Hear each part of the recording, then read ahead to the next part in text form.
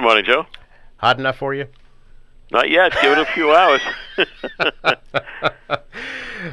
Is it an issue here in Quincy? Are there cooling places that you're recommending for folks if they do need some relief? We haven't had any issues to date as far as people calling. Okay. I think families and neighbors watch out for one another, but the Kennedy Center is a cooling center, so if anybody needs to get away from things for a couple hours, they can always get down there. Yeah. Yeah. I know a couple of the branches of the libraries are open, Wollaston, Adams Shore, so it might be a good spot. Yeah, the other ones are coming soon. They're finishing up a couple of projects in North Quincy and the main library, so that'll be soon. Yeah. Yes, they're doing the carpeting next door here at the main library, I know. Yeah, which is a lot of work because you got to keep moving bookcases around. Yes, I've been watching them and feeling for them. But Megan Allen, I think, said July 14th, I think, is the opening day for the main branch. Yeah, so it's coming up. Just around the corner. Yeah. Or if you're, cheap like me, you go to the frozen food aisle at the grocery store. There you go. Keep opening these cases. That's right. It was great having you on Currently in Quincy yesterday. I really appreciate it. No, my pleasure. Yeah, we covered some issues. It was fun. Yeah, one of them was we chatted a little bit about the Monroe building. I wonder if we could explore that a little more. You mentioned the city's in the process of purchasing that property. Where's that stand? Yes, we're in the process. The legal teams are on it. There's an agreement with the owner, so it's a matter of just getting through all of the paperwork. We are using money from the ARPA, I guess we're calling it now. Yep. We use the monies for that, and it checks a number of boxes, quite frankly. Education, tourism, those are two spelled out in the program that we can use the money for. So, as I mentioned yesterday, Joe, it's a very, very important parcel in the northern part of our Quincy Center area. It's right outside the MBTA Red Line Quincy Center Station, diagonally across from the Church of the Presidents, where our presidents are buried with their wives. It's just, as I said to you before, the two main reasons we did well in the downtown was the Hancock lot and the Russ lot. We owned a lot of real estate in the downtown, so we were able to put that to work development-wise. And I think the same approach should be here. I know that some people questioned whether we should do this with the college or not. I'm a believer in it, obviously. The flip side is just controlling the parcel at this point is extremely important. Whether we do the college down the road or it doesn't come together, it'll allow us to do other commercial development there with a developer rather than just getting, a 10 or 12-story apartment building. We've got a number of residential buildings, which is fine, but I think this space calls for something different. And the only way we're going to control that is if we control the property, and that's the plan. Is this an eminent domain issue or just a straight regular purchase? It's called a friendly taking. Okay. And is the plan still to demolish that and put up a new building, or is that kind of on the back burner right now? Well, that's a little bit on the back burner. Okay. The main point right now is to control the real estate. As you know, real estate is extremely hot right now in Quincy and the whole region, quite frankly. And my concern was if another developer came in and grabbed it, then it's gone forever. So want to make sure we go through a very thorough process, many community meetings. The college will be involved. The National Park Service will be involved. Our own tourism, Discover Quincy people will be involved. Some of our department heads and managers will be involved looking at, as I mentioned before, looking at the long-term plan for the glass building of City Hall. It needs millions of dollars worth of upgrades and work over the next few years. Does it make sense? So it pauses everything for us to get our act together, if you will, and come up with a solid plan going forward. And the other part of that is, we're in working with the MBTA as well as their designated developer for the Quincy Center Station, which is Atlantic Development and the Bizzuto Group.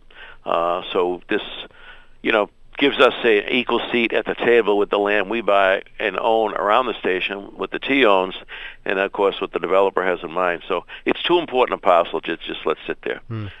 I know there are plans for, I guess, kind of a welcome center in that building.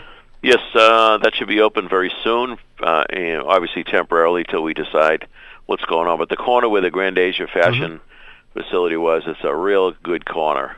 A lot of foot traffic goes by there each and every day. So we're going to put our welcome center in there, running our tours for the Hancock Adams Common, the crypts, and the cemetery out of there. The Park Service is not yet open. Right. And they're talking August, so we're working a plan where perhaps some of the rangers could be working with us on providing some of the tours. until they get open. So there's a lot of moving parts with that, but it makes a lot of sense, and it'll liven up that corner big time for now. Yeah, I was interested in the Patriots. Is the Patriots Trail that the Chamber is helping the city with? President's Trail. President's Trail, yes. Correct. Close. Okay. Well, they were Patriots. Exactly. Yeah, we'd have Tom Brady on the stop, and Well, that'd be popular too, I'm sure. Yeah. Or maybe not so much now that he's gone. Right. But it's interesting to combine the city's historic sites with the National Park Service, I think. Yes, indeed. I think that well, a couple of things as we've talked about in the past is there's a lot more to our history of the city of Quincy than the Adams story. Now, the Adams story is a huge part of it, don't get me wrong. Sure. But we need to tell the rest of the story. The part two is, long term, we have to come up with a plan that we have a year-round operation to welcome and deal with tourists.